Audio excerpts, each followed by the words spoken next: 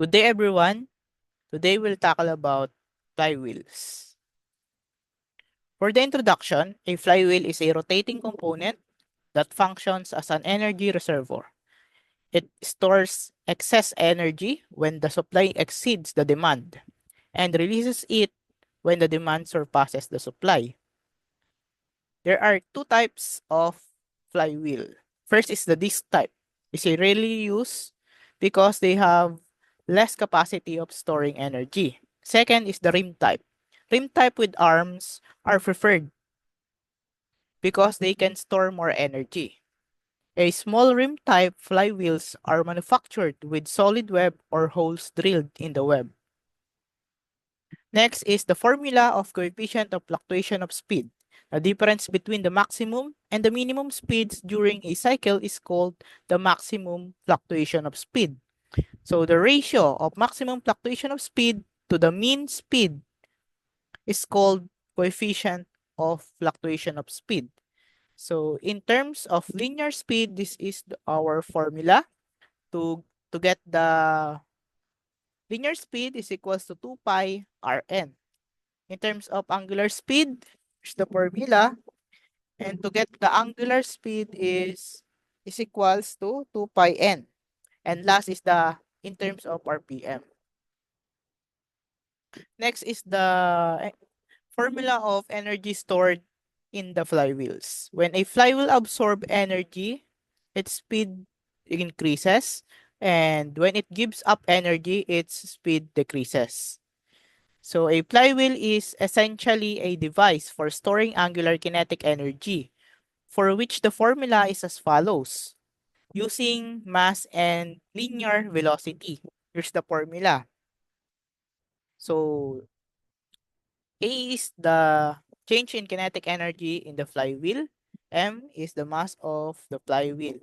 So here's the value of Gc. And W is the weight of the flywheel. And here's the values of GO.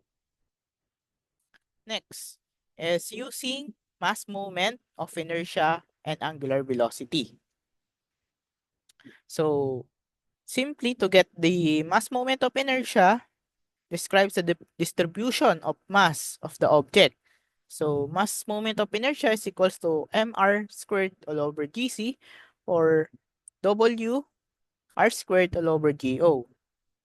So the r is the radius of gyration or gyradius. Next is the formulas for weight of the flywheel, which is the W is equals to WR, which is the weight of the rim, plus weight of hub and arm. Next is the weight of the flywheel rim. So yung WR is equals to VR, which is the volume of flywheel rim, times the density, or pi dm, the diameter, the mean diameter, times the width of the rim, times the thickness of rim, times the density. So to get the volume of flywheel rim, we have VR is equals to pi dm bt. And for the density of common flywheel materials, we have the cast iron and the cast steel. So for the weight of hub and arms, we have the weight of hub and arm is equals to 5% to 10% of weight of the weight of the flywheel rim. If not given, use 10%. So next, for centrifugal force is here's the formula. AC is the acceleration due to circular motion. To get the AC is equals to get the acceleration due to circular motion, we have the formula of B squared all over R. Radius of gyration, we have the empirical formula. First, for neglecting effect of hub and arm, use the formula. And second is the considering the effect of hub and arm. And here's the formula. DO is for outside diameter. The unit is inches. Inside DI is inside diameter. Unit is inches. And RM is the mean radius of the rim. Next is the formula of torque required to accelerate or decelerate. So simply, torque T is equals to M over GC R squared as angular maximum minus minimum all over t, or simply mass moment of inertia times angular acceleration. For the formula of angular acceleration, we have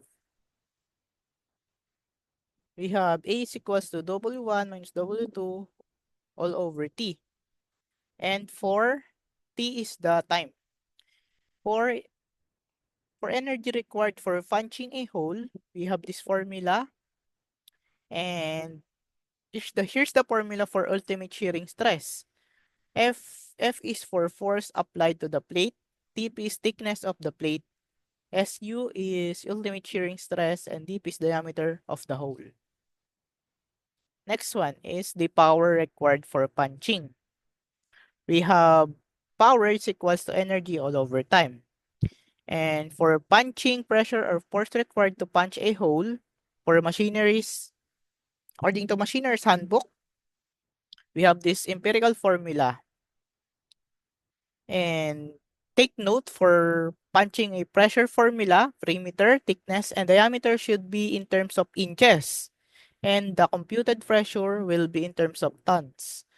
So for C, which is the constant in which the value is 65 for brass and 80 for steel. So here are the sample problems that we will solve.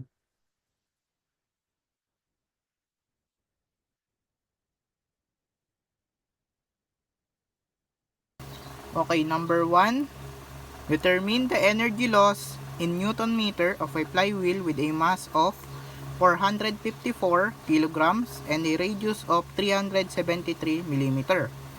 As its speed decreases from 3.2 revolution per second to 2.9 revolution per second.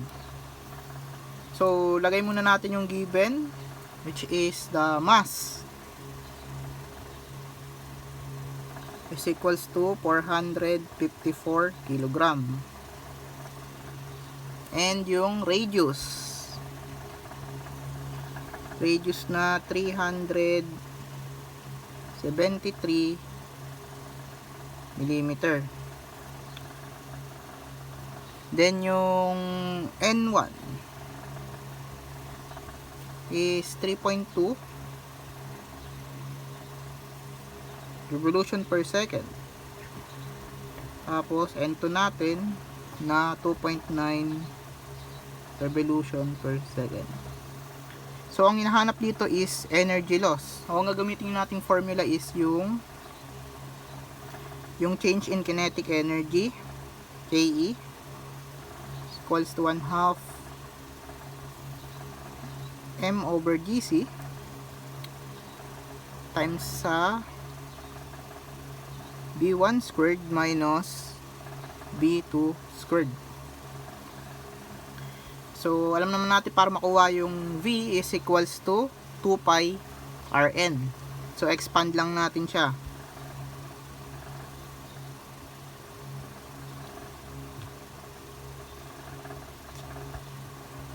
Two pi rn 1 squared minus 2 pi rn2 squared. So ayan yung gagamitin natin formula. Then now plug in lang natin yung mga values, mga given. 1/2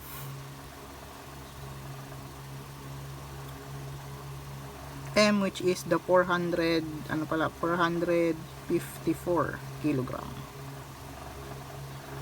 Tapos sa value ng GC natin, since kilogram yung unit, ang gagamitin natin is 1 kilogram mass per meter over Newton per second squared. Then yung 2 pi Rn, 2 pi times natin sa R, which is, since tong R natin is 373 millimeter, gagawin natin siyang meter, which is 0.373 meter para ma-cancel din yung unit dito. Then yung N1 natin na 3.2 revolution per second, squared natin yan. minus 2 pi yung R natin, which is 0.373 meter, tapos 2.9 seconds squared. So now after nyan, calculate natin.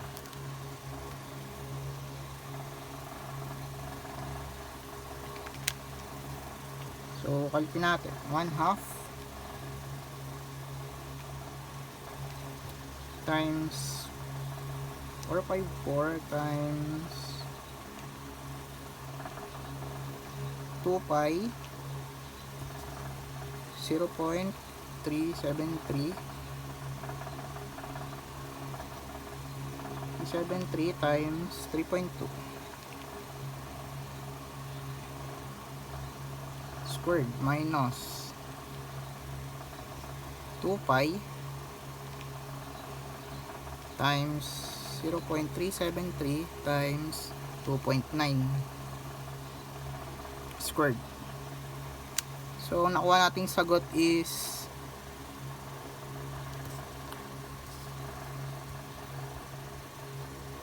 2281.6780. Ang unit niya is Newton meter. Kasi maka-cancel si kilogram, cancel to dahil naka-squared yung S, naka-cancel si meter isa dito. Since naka-squared yan, may matitira ditong isang M. Kaya Newton meter ang natira. Newton meter. Ito ang final answer for number 1.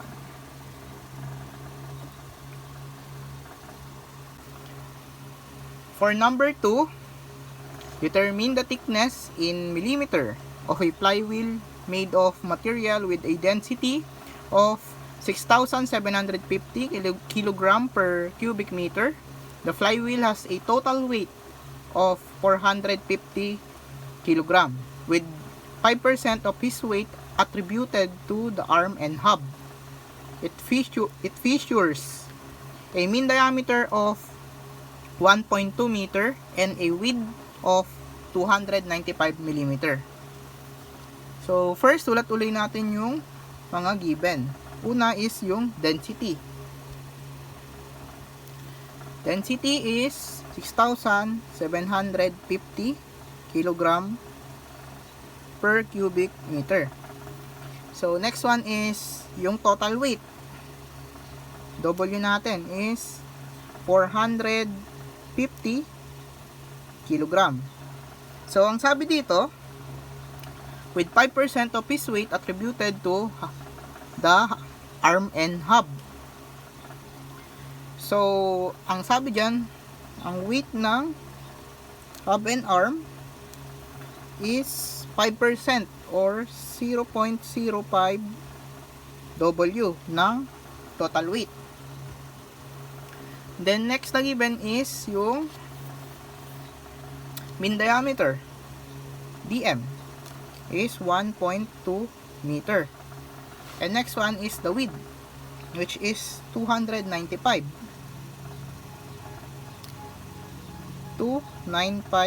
millimeter.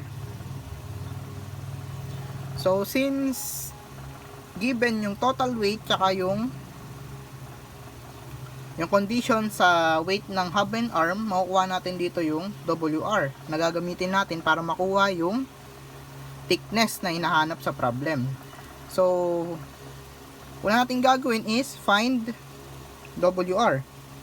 So ang base formula is total weight is equals to WR, which is weight ng rim plus weight ng hub and arm. Since meron tayong total weight, meron tayong weight ng hub and arm, labas lang natin yung weight ng rim. Is equals, labas lang natin,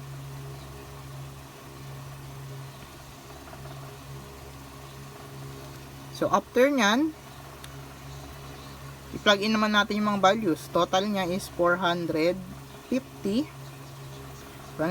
kilogram minus yung condition na 5%, which is 0.05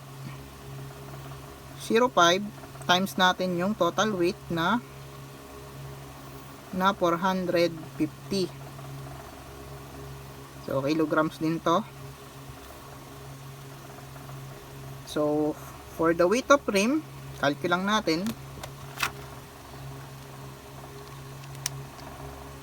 Is 450 minus 0.05 times 450. So ang total weight ang weight ng rim is 427.5 kilogram. So dahil nakuha na natin yung WR or weight ng rim, para makuha natin ngayon yung thickness, gagamitin natin tong formula ng weight ng rim. Ang formula ng WR is pi dm, mean diameter, times width, times thickness, which is yung hinahanap natin, times yung density. Ito yung formula. So para makuha natin yung thickness, labas lang natin yung thickness, manipulate lang natin. So T is equals to WR all over, bas lang natin yan, pi dm B or yung width times natin yung density. Yan, ito yung formula natin para makuha yung thickness. After natin na yan, plug in lang natin yung mga values. Yung WR natin, which is 427.5 kilogram all over pi times dm. Ang dm natin is 1.2 meter. Since ang hinahanap ditong unit is in millimeter, so i-change na natin ng millimeter itong 1.2. So by conversion, it is 1,200 millimeter. So times lang natin siya sa width na 295 millimeter. And then last in density na 6,750 kilogram per cubic meter. So kung makikita nyo, makakancel na to si kilogram, then magiging millimeter squared, cancel si kilogram, then dahil pala naka meter, cubic meter to, maglagay tayo ng conversion dito. So 1 cubic meter equal siya sa 1,000 millimeter. Then i-cube lang natin yan para makancel na yung cubic meter. So lahat ng unit in millimeters na. Since ito makakancel na rin to, then may matitira tayong millimeter dito. So calculate lang natin. Solve for thickness.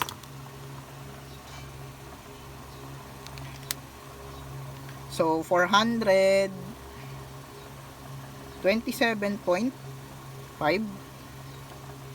all over pi times 1,200 times 295 times 6750 times 1 all over 1,000 cube. So equals lang natin. So ang thickness, ang sagot sa thickness is 56.9481 millimeter. Yan. Ayan ang final answer natin sa number 2.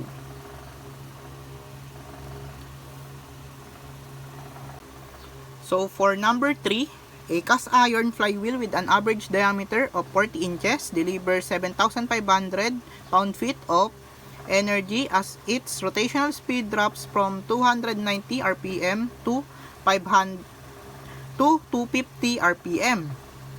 So, ang tanong is, what is the coefficient of fluctuation? Ito yung mga given natin, which is the mean diameter na 40 inches, change in kinetic energy 7,500, then yung N1 natin na 290, then N2 is 250. So since ang hinahanap is coefficient of fluctuation, tapos may given naman tayong N1 and N2, gagamitin nating formula is yung coefficient of fluctuation is equals to yung in terms of RPM na N1 minus N2 all over Nm. Then expand lang natin to. So magiging ganito siya. N1 minus N2 all over N1 plus N2 all over 2. Yung mean ng speed. Then next natin gagawin is plug in lang natin yung given N1 and N2. So for N1 we have 290 minus 250 RPM all over yung ano natin na N1 290 plus 250 all over 2.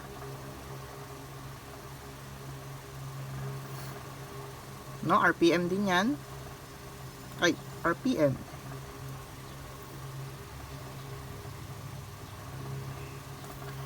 So, yan. Then, maka-cancel na yung unit natin RPM. So, ang coefficient of fluctuation, calculate lang natin. Calculate lang natin yan na 290 minus 250 all over 290 plus 250 all over 2. So, ang sagot natin is 0.1481.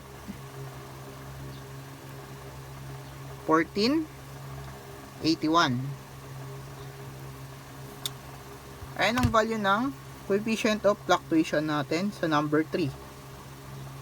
This is the final answer for number 3.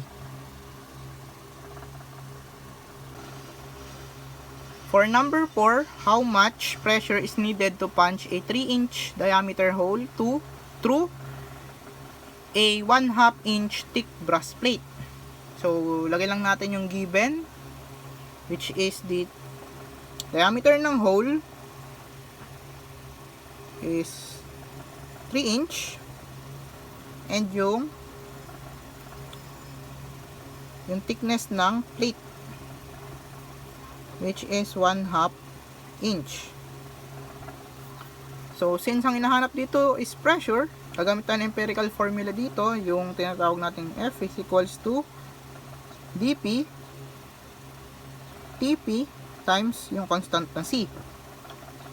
Since empirical formula to, ang kailangan dito is unit is inches. Since naka-inches naman yung mga ano natin, given, wala tayong problem dyan. And yung C naman, constant natin, ang sabi dito, ang ginamit dito is brass plate. So, ang constant ng brass plate,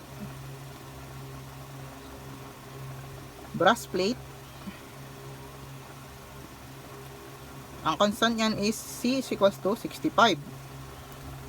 So, kompleto na yung mga requirement natin. So, hanapin na lang natin yung sagot, which is plug in lang natin yung mga values. For diameter ng hole is 3 inch. Times lang natin yung sa 1/2 inch thickness ng plate. Times natin yung constant na 65. So, calculate lang natin. 3 times 1/2 times 65. So, ang sagot natin is 97.5. So, by the way, ang magiging sagot dito, since empirical to, ang magiging sagot is in terms of tons. So, itong 97.5, ang unit niya is tons. So, this is the final answer for number 4. For number 5, a flywheel with a mass of 160 kg and a radius of gyration of 357 mm starts from rest. What amount of torque is needed to reach a speed of 450 rpm in 25 seconds? So first, write muna natin yung mga given. So, ang given is mass is equals to 160 kg. Then next is yung radius of gyration. R is equals to 357 mm. Then next is yung speed na 450 rpm. Tapos yung time natin na 25 seconds. Since ang hinahanap dyan is torque, so ang formula ng torque natin is T is equals to mass moment of inertia o yung IM times angular acceleration, yung letter A. So, expand lang natin yan. Yung mass moment of inertia is M all over GC times lang yan sa R2. Tapos ito naman, yung angular acceleration, ang unit yan is, since wala naman tayong initial speed, so, pwede natin sabihin W or angular speed all over time. Ayan yung angular acceleration. So, ayun yung magiging formula natin to get the torque. So, plug in. By the way, itong angular speed is, ang formula nito is, para makuha yan is 2 pi n. So, all in all, ito magiging formula. M over GC R squared times 2 pi n all over T or time. So, ngayon, plug in lang natin yung mga values. So, yung mass natin is 160 kg. Tapos yung gagamitin nating GC, since kilogram yung unit neto. So 1 kg mass per meter Newton second squared. Tapos times natin yung radius of gyration na 357 mm. Since naka millimeter to, change na natin agad ng meter para madali i-cancel dito. So, para gawing ano yan, ang magiging value niyan is 0.357 meter. So, squared natin yan. Then, after that, tatimes na natin tong angular acceleration, which is yung 2 pi n. Ano ba n natin is 450 revolution per minute or 50 per minute. Since naka per minute siya, para madali rin i-cancel, gawin na natin siyang seconds. Lagyan na tayong conversion dyan, 1 minute is equals to 60 seconds. All over lang natin yan sa time, which is yung 25 seconds. So, ayan ang ating equation. So, try natin mag-cancel ng mga units. So, kilogram, cancel na si kilogram. Meter squared to. Si minute, cancel na yan. Si seconds, pag angat, magiging second squared. Maka-cancel siya dito. Kay second squared.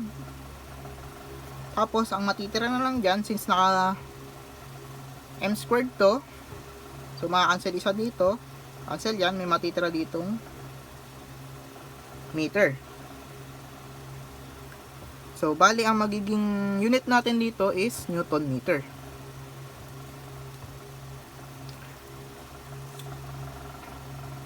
And calculate lang natin para makuha natin yung torque.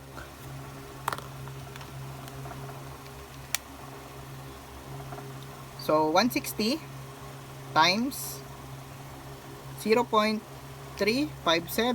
squared times natin yung 2 pi 450, 2 pi times 450 times 1 all over 60, which is yung 60 seconds all over yung time natin na 25 seconds. So equals lang natin yan. So ang final answer natin for torque is 38.4377. Ang unit niya is Newton meter. So this is the final answer for our last problem, number 5. 38.4377 Newton meter. Thank you for watching.